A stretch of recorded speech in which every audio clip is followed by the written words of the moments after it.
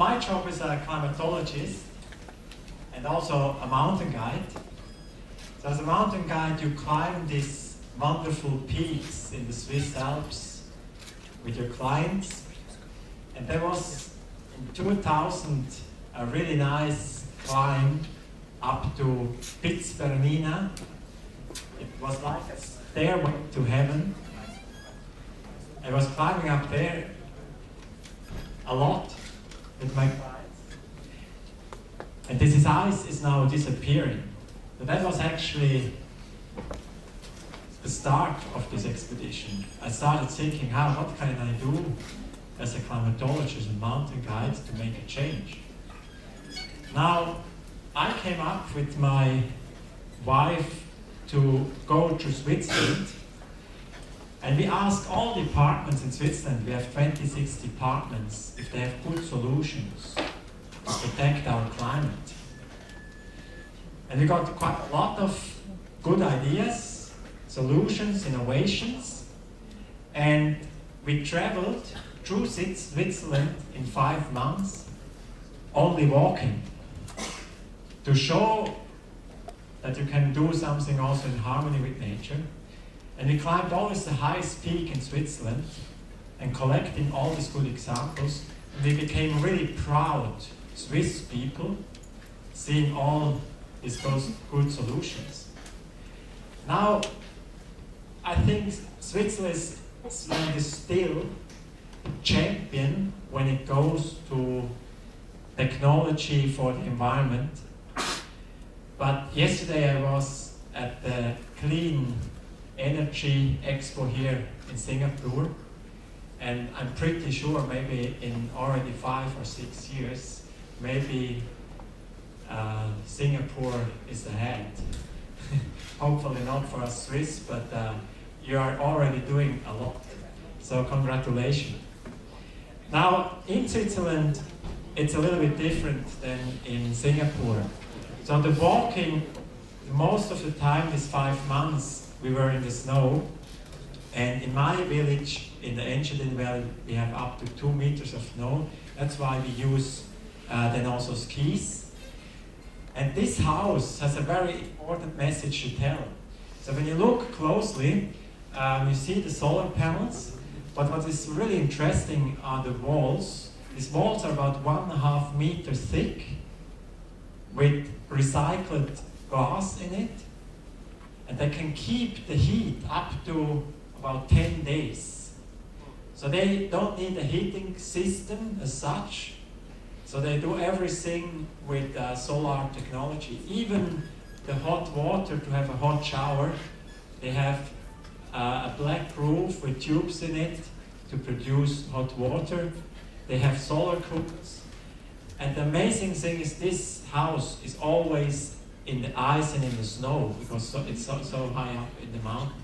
So you see the technology is here, we have only to use it.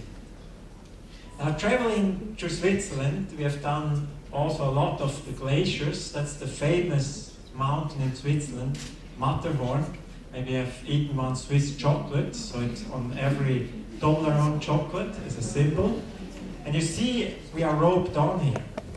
Now when you have once a problem in your marriage, when you get married after university, remember this picture. So go climbing.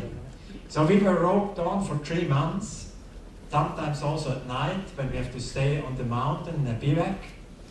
And I can tell you that builds up, it's really good for your relationship. So, because I have to be a very nice husband to Sabine, because I have really to count on her when I fall into a crevasse, in a hole in the glacier, that she pulls me up, and vice versa. When you stay in a crevasse on these glaciers, so glaciers are nothing else than a river of ice flowing down to the valley, but it takes about 500 years. Not like the rivers we have had here in Singapore today after the rain, they were going quite fast. So the rivers of ice, they take their time.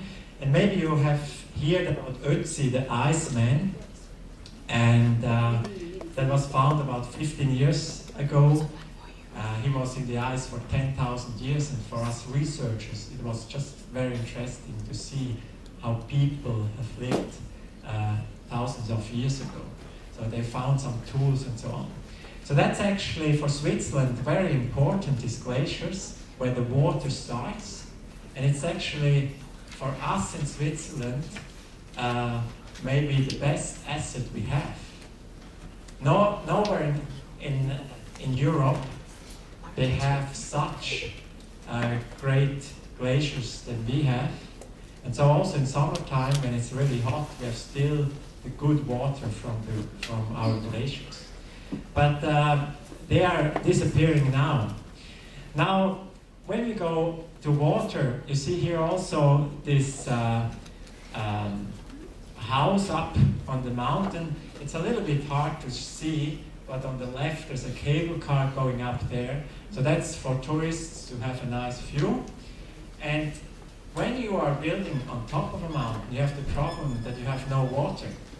The water is normally in the valleys. So they have really an interesting system. It's they clean the sewage water, not with chemics, only with biocatalyzers. There's no chemical substances involved. And the sewage water from the toilet you can drink afterwards. So you see, the technology we have also to make clean water is already outstanding. Now, on this trip, we have seen not only, let's say, big solar plants and so on, we have seen also very small things. And we were highly impressed about the small things too.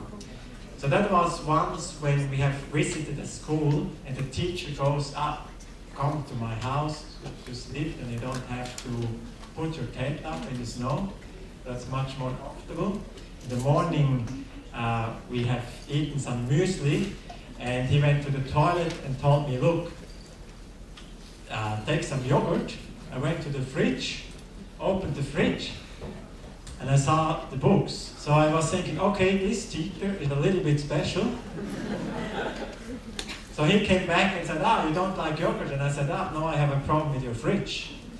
So he was explaining me, look, I'm a fan of nature, and I like to do something, and I like to save energy. That's also good for my pocket. So he made a hole outside in the cupboard. He has done some isolation in the cupboard, and so in winter time he has the milk and the yogurt in the cupboard. The fresh air comes in through the hole, and like this he does not need electricity for his fridge for up to 6 months.